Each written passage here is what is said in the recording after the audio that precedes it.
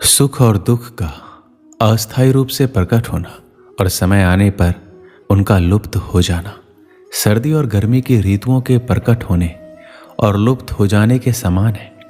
हे भारत के वंशज, किसी को परेशान हुए बिना उन्हें सहन करना सीखना चाहिए। सुख और दुख हर किसी के लिए नियति है। यदि आप आज खुश हैं तो निश्चित रहें कि संकट आएगा, और यदि आप आज खराब स्थिति में हैं तो निश्चित रहें कि कल सूरज उगेगा। ये संसार द्वंद्व का स्थान है और द्वंद्व आते जाते रहेंगे। हमें अर्जुन की तरह सहन करना और अंततः आगे बढ़ना सीखना चाहिए।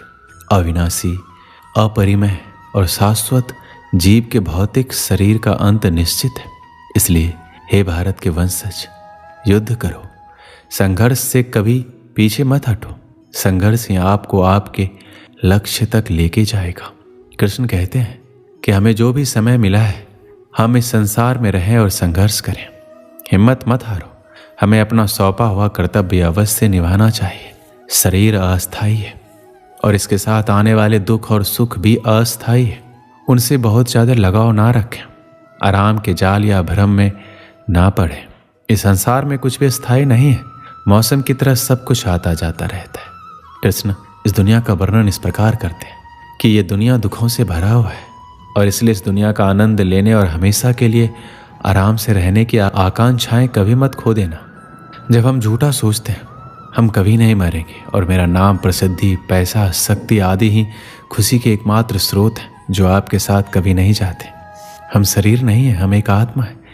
इसलिए हमें शारीरिक स्तर को पार करने और आत्मा के साथ संबंध और पहचान खोजने में सक्षम होने की आवश्यकता है।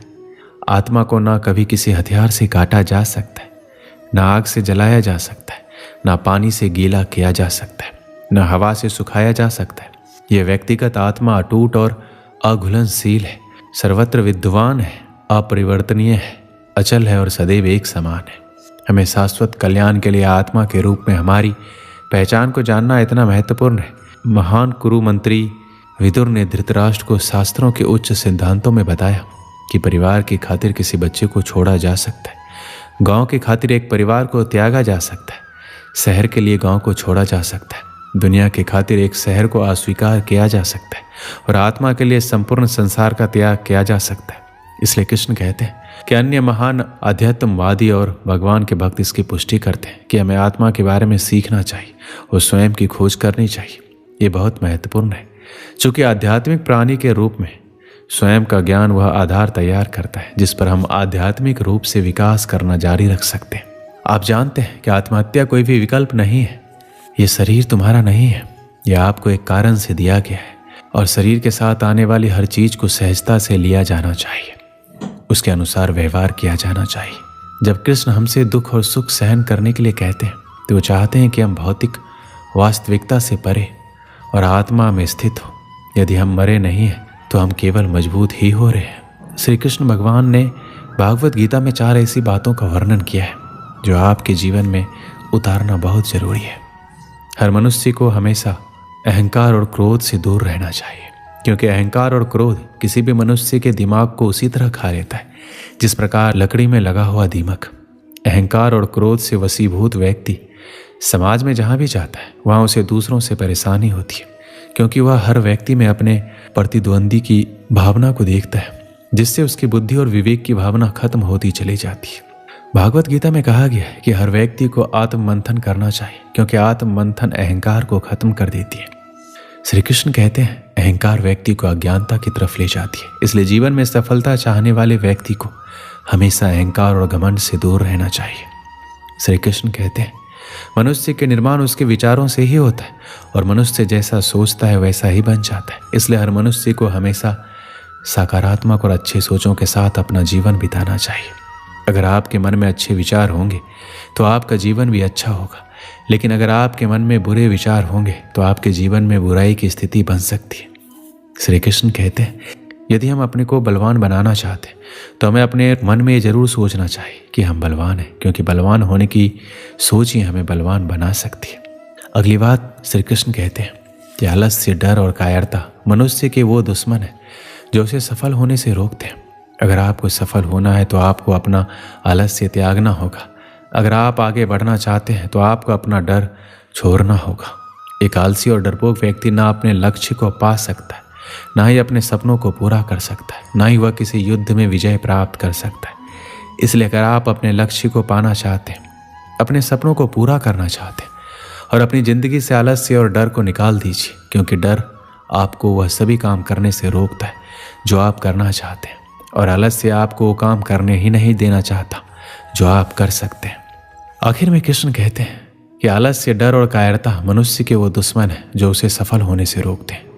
दोस्तों, अगर आपने इन बातों को समझ लिया तो आपकी सफलता निश्चित है।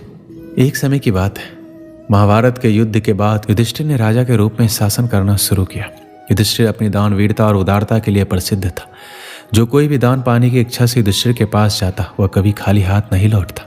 एक बार देर रात को एक भिखारी महल के दरवाजे पर आया और दान मांगने लगा। उस समय राजा युधिष्ठिर सो रहे थे। रानी द्रौपदी ने उन्हें जगाया, लेकिन युधिष्ठिर ने कहा, मैं बहुत थक गया हूँ। भिखारी को सुबह तक इंतजार करने के लिए कहें। कल सुबह उठने के बाद मैं उसे उसके वजन के बराबर सोने के सिक्के दूंगा। द्रौपदी ने यह बात भीम को बताई। भीम ने जब ये बात सुनी तो वह तेजी से उस बड़ी घंटी के पास गया जो महल की छत पर थी, और वो घंटी सिर्फ तब बजाई जाती थी जब राजा युधिष्ठिर कोई बड़ा युद्ध जीत कर वापस आते थे। भीम बिना रुके उस घंटी को जोर जोर से बजाने लगा। घंटी की आवाज़ सुनकर हर किसी को लगा कि राजा युधिष्ठिर किसी महान युद्ध को जीत कर वापस आए। ये देखने के लिए सभी पांडव और राज्य के लोग वहां एकत्रित हुए। काफी देर तक घंटी बजती रही। अंत में राजा युधिष्ठिर को भी उठना पड़ा। गुस्से में उन्होंने भीम से पूछा, तुम इतनी रात को घंटी क्यों बजा रहे हो? भीम ने विनम्रता पूर्वक उत्तर दिया, ऐसा इसलिए है क्योंकि आज आपने बहुत ही बड़ी जीत हासिल की है। यह सुनकर राजा युधिष्ठिर चौंक गए और पूछा, ये तुम क्या कह रहे हो? भला इतनी रात को मैंने कौन सा युद्ध जीत लिया है? भीम ने उत्तर दिया, बड़े भाई, आज आपने समय को ही जीत लिया है। आपने महारानी से कहा कि भिखारी को दान कल सुबह मिलेगा। अब यह घोषणा तो कोई तभी कर सकता है जब वह समय के साथ जीत हासिल कर ले। क्या आपको यकीन है कि कल सुबह तक आप दान देने के लिए जीवित रहेंगे, या फिर ये भिखारी से प्राप्त करने के लिए जीवित रहेगा? ये सुनकर युधिष्ठिर को भीम की बात का एहसास हुआ। उन्होंने तुरंत उस भिखारी को अंदर बुलाया और उसे दान दे दिया। हम सभी के पास समय सीमित होता है, कोई नहीं जानता आने वाले कल में क्या होगा। इसलिए जो काम आप आज और अभी कर सकते हैं, उसे कभी आने वाले कल के लिए बचा के ना रखें, क्योंकि कल कभी नहीं आता। हमारी जिंदगी हमारे आज से ही चलती है। अगर जिंदगी को बेहतर तरीके से जीना है तो हमेशा आज में जिए। कल क्या होगा इस बारे में ज़्यादा ना सोचें, क्योंकि खुशियाँ आपका आज आपको देगा। हो सकता है वो खुशियाँ कल आ ही ना पाए। इसलिए कल की टेंशन ना लेकर अपनी लाइफ को एंजॉय करें, क्योंकि ये समय अगर चला गया तो फिर कभी वापस लौट कर नहीं आएगा। जो लोग समय की वैल्यू नहीं समझते वो अक्सर आज का काम कल पर टाल देते हैं, फिर चाहे वो काम कितना भी जरूरी क्यों ना हो। ऐसे लोग खुद का समय तो बर्बाद करते हैं और साथ ही वो दूसरों का समय भी बर्बाद करते हैं। कोई भी काम चाहे वो बहुत ज़रूरी हो या ना हो, लेकिन अगर वो काम अगर आप आज कर सकते हैं तो उसे कभी कल पर ना टालें। काम को टालते रहने की आदत कई बार हमारे लिए और साथ दूसरों के लिए भी मुसीबत बन जाती है। समय का सदुपयोग करना हम सभी के लिए बहुत ज़रूरी है। बर्बाद हुआ समय कभी लौट कर वापस नहीं आता। जो काम सही समय पर हो सकता है उसे करने में कभी देरी ना करें। हर किसी के पास सिर्फ 24 घंटे ही हैं। बस ये हम पर डिपेंड करता है कि हम इन 24 घंटों को किस तरह से बिताना है। और जितना हो सके अपने समय का ध्यान रखें, और जितना हो सके समय रहते सारे कामों को पूरा करें, ताकि आपके पास ज़िंदगी को जीने का भी वक्त रहे।